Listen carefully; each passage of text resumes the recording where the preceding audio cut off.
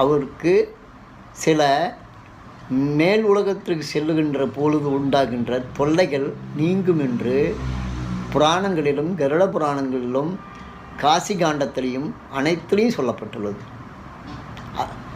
அதுவும் முடியவில்லை என்றால் அவர்களை அந்த இறுதி காலத்தில் உள்ள உடம்பை நாம் குளிப்பாட்டுகிறோம் அல்லவா, அந்த நீரில் கங்கையை கலந்து அதை குளிப்பாட்ட வேண்டும். பழங்காலத்தில் யாராவது இறந்து விட்டால் தேடுவார்கள், கங்கா தீர்த்தம் இங்கே இருக்கா என்று தேடுவார்கள். அதற்காகத்தான். ஆனால் இப்பொழுது சரியாக புரிந்து கொள்ளவில்லை.